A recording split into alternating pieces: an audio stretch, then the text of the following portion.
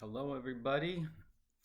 So time for some more videos on our first assignment. And I thought I need to start this video by featuring the cat of the day. I haven't done that yet.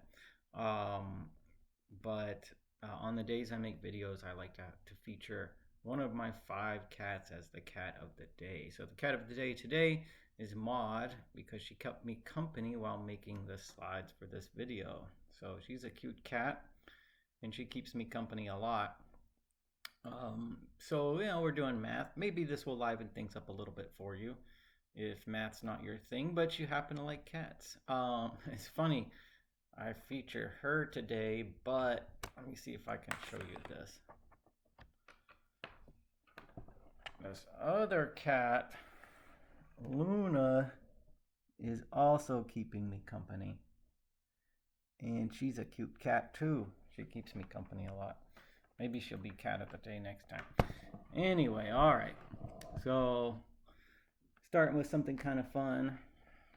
At least fun to me. Maybe fun for you too. But it's time to do some math. As soon as I get hooked back up here. All right. So let's see. Let's do this. So today's video will be about calculating limits by the use of graphs. Okay. And I want to start off by saying that I guess there are 3 things that we tend to deal with in math, okay? And that's functions or formulas. If you want to think of a function as being a formula, I guess that's okay. And that's something like this, 1 plus 2x, some kind of formula that you could do calculations with. And then there's a table, okay? And I've already made some tables with my first videos, which were about calculating limits by use of a table. And a table is just, if you had to say, what is a table? It's just the x's and y's that work accordingly in the function. Like, so for this particular function, this formula, if I put in -1 for x and I do all the calculations, then I get -1 for y. If I put 0 for x and I do all the calculations in that formula, I get 1 for y.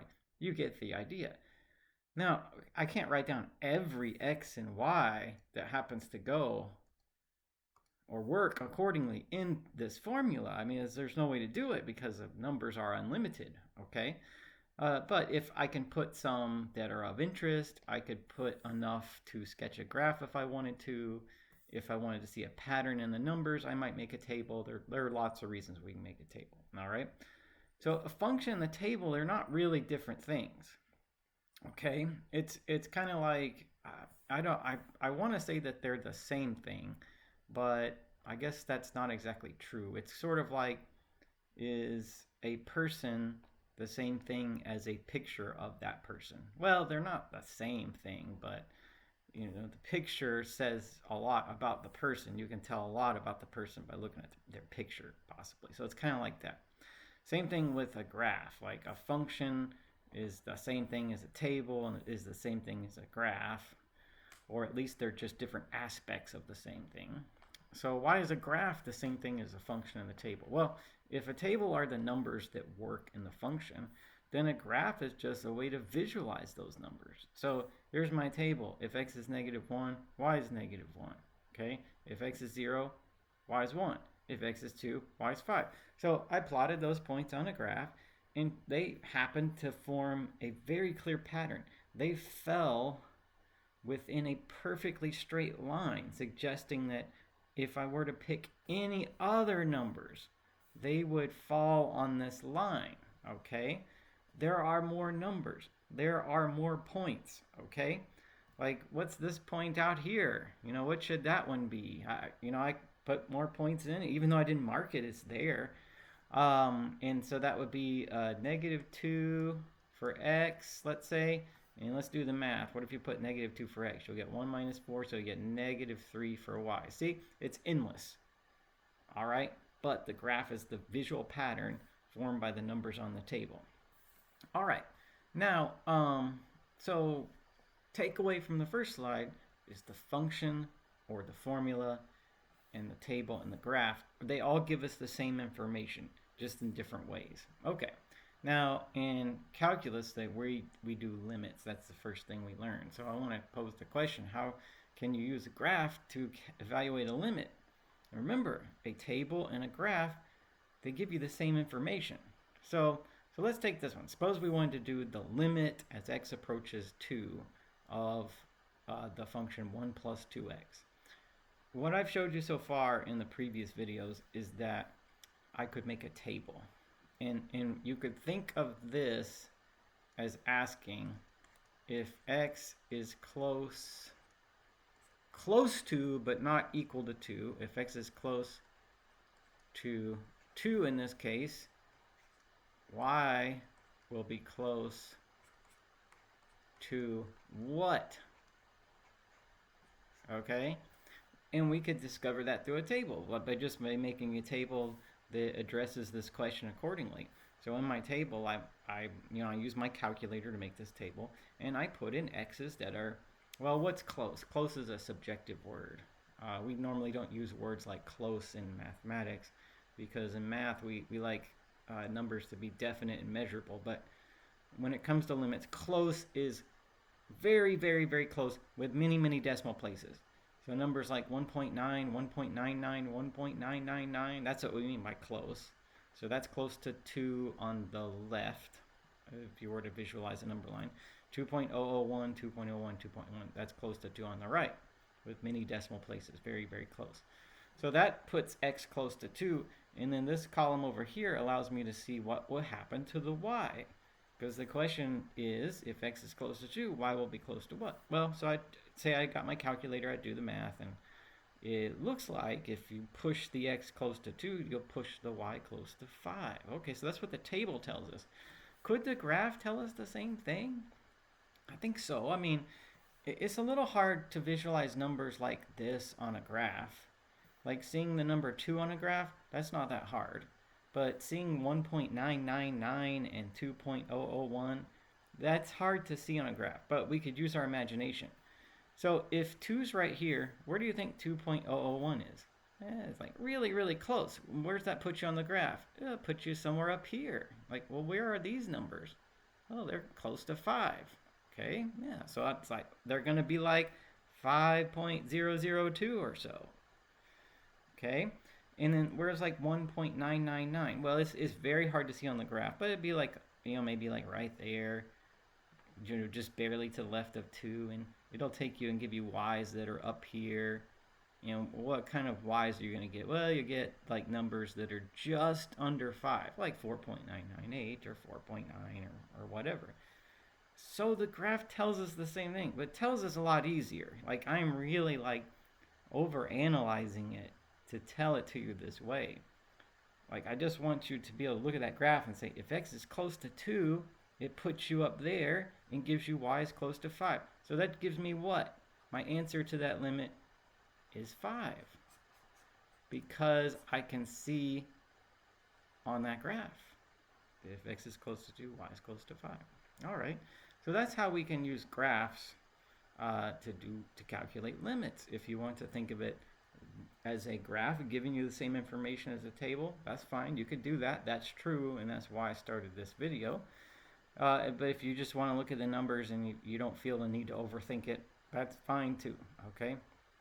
All right. Now let's try to do a problem that's like the one that we might see on the assignments. So they might say something like, use the graph to evaluate the limits. And this one says, what's the limit as x goes to -1 for f of x? And this one says, what's the limit as x approaches 4 for f of x? Now, first of all, can we make a table, like say if we wanted to for some reason? And I'd say, no, I can't make a table this time. I'm given a graph, but I can't make a table. Why not? Well, because this function f of x, like right here, is not given. So whatever it is, it's not given. But that doesn't matter because the graph tells me the same information, doesn't it? That's how I started the video. It's like the graph and the function and the table all tell you the same numbers anyway. So you don't need all three of them, okay? So let's see. I'm going to look at this table the way that I was doing it in that other problem. So this first one, the limit as x approaches -1. Okay, so see that point? I know I didn't make it very big, but I labeled this point intentionally as -1 for x and 2 for y. Okay, so it's like, here's -1, and then here's 2. And I know my graph might not be perfectly to scale, but that marks that point. And that point being there that way tells me not only is it the case that if x was -1, y would be -2, but if x was close to -1, y would be close to 2. Sorry. So that one's just 2. So if x is close to -1, y would be close to 2. That's what I'm seeing in that picture. All right. Now, before I do this one, sometimes we see graphs and then there's a hole or an open point deliberately drawn on the graph. And so let's talk about what that means. Open point means that there is no corresponding value. So in this case, it would mean that f of 4 is undefined. What I mean by that is, if you had this function, if you had some kind of formula for it, and if you plugged in 4 to that function or formula, you would not get an answer. It would be undefined. Sometimes you push a bunch of buttons on your calculator and it tells you error. It's kind of like that. So, all right, you can't plug in 4, but does this ask you to plug in 4? No, it says, well, let's go back. How do you think of the limit?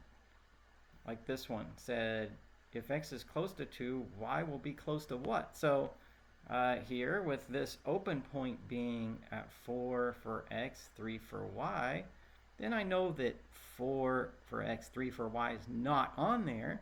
But if you're close to 4, then it's going to put you close to 3. Okay? So this one will be 3. All right. Now, again, that's overthinking it a little bit, but in addition to just telling you how to do things, it's nice if you understand the basis for the reasoning, okay? All right, now let's do one more. Now, what I noticed about this graph is it's disjointed. It's separated from itself. Another name for this is that we might say it's not continuous, okay? Because it's disjointed, disconnected from itself. Now let's think of how we might address things then. I'm going to do these out of order. So first of all, here's the graph. I don't have the function. I can't plug any numbers in. I can't make a table or anything like that. I'm going to have to determine my answer from the information on this graph as it is. So I'm going to do this one first. What's the limit? Limit as x approaches 3. Well, I've got this point, 3 for x, 5 for y. So it says if x is close to 3, y will be close to 5. Okay, so not so bad there. But what about this one where it says if x is close to 1? That's where the break occurs, you see? It's like disconnected from itself. And let me tell you the short answer and the long answer. Well, and I don't want to disparage the long answer, because the idea with when you're in school is to understand the deeper reasons for things, but I'll tell you the short answer first. If a graph is disjointed at the x value for the limit, we will say that the limit has no answer. Okay? And the exact verbiage we say for that is does not exist. So DNE means does not exist. All right? So on your assignment, you may see the option for the answer to be DNE, or you may see it written out does not exist. Okay? Now, that's not the same as undefined. I mean, it's not really the same thing as saying there's no answer, but for me to tell you there's no answer is an easy way to communicate it. But what the proper verbiage is does not exist. Okay, now why is that? Well, okay. Yes, you should understand why. I would not be doing my job if I didn't tell you The reason is, if we make a table, it would look something like this. See if you can agree with me. If I was going to make a table to calculate what's the limit as x approaches 1, then I'd have numbers like 0.99 and 0.999, and then I have 1.001 and 1.01. Like, I would have numbers like that, okay, if I were going to make a table to calculate this limit. But here's what the graph says about them. These numbers, 1.001 and 1.01, what are they going to give me for y? Well, they're going to correspond to like this part of the graph.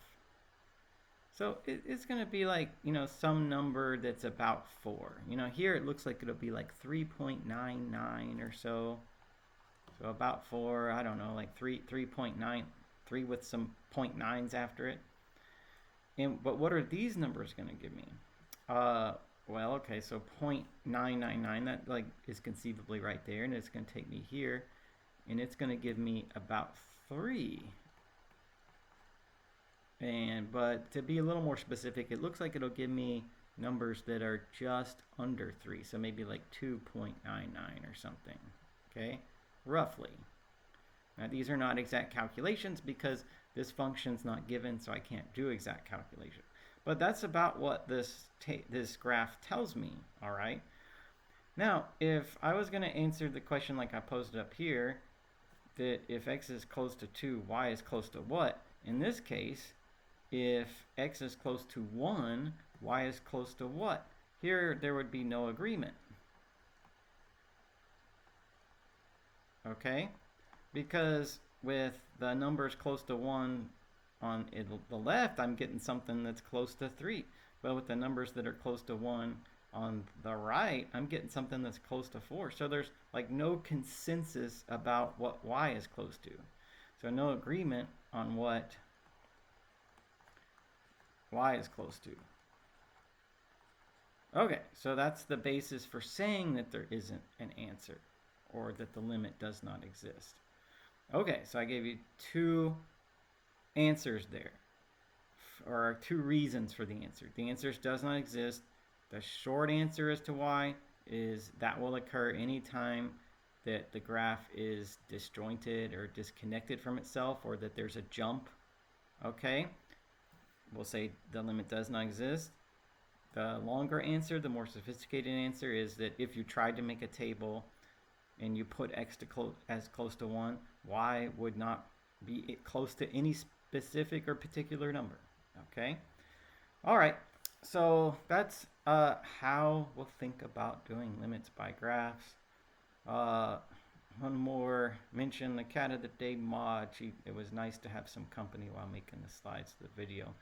Anyway, hope the video helps you out. If you need something else for help, something with more detail, etc., let me know. I'm happy to help out.